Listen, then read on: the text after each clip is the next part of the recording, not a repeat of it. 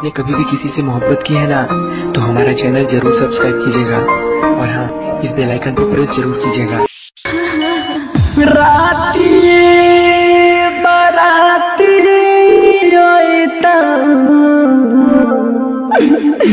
मुंगिया में सिनुरा भरईता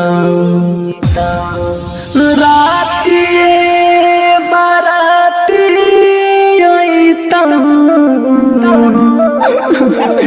मुंगिया में सिनुरा भरईता कि सुने है गेरनिया संगम रिकॉर्डिंग स्टूडियो चकरवनिया।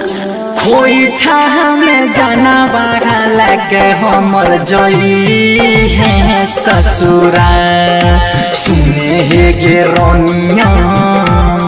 कोई छाह में जाना बारा लगे हमर जोई है ससुरा रातिए बाराती होइता मोंगिया में सिनुरा भरई तो सुने है गेरनिया।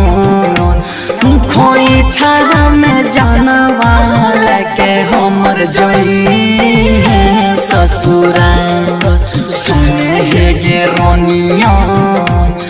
खोई छाह में जाना वाला के हमर जोई है ससुरा।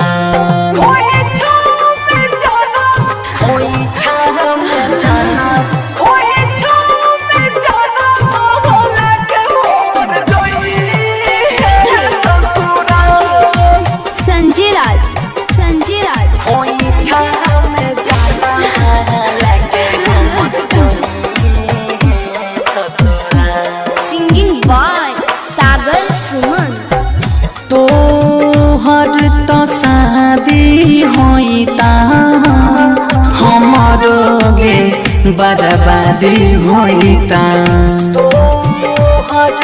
शादी होइता हमरो गे बर्बादी होइता। देखता ई पूरा गौआ जनमा दीवाना के जईता देखत पूरा गौआ जनवा जनुआ के जईता सुने है गेरनिया। खोई छाह में जाना वाला के हमर जोई है ससुरा सुने है गे पगली। खोई छाह में जाना वाला के हमर जोई है ससुरा।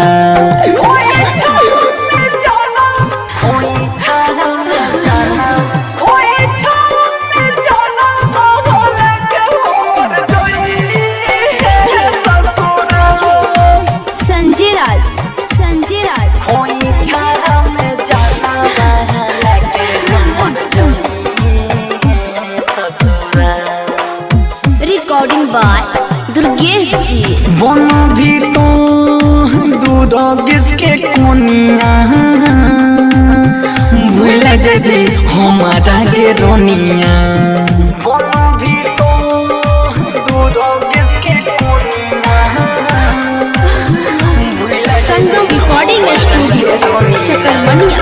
रोन जीत के अंगना में छम छम बजता पैजनिया। रणधीर के गाना में छम छम बजता पैजनिया सुने है गेरनिया। सागर सुमना के लो नहीं तो गई खाया सुने है गेरनिया। खोई छाह में जाना वाला के हमर जोई है ससुरा। संगम रिकॉर्डिंग स्टूडियो चकरवनिया।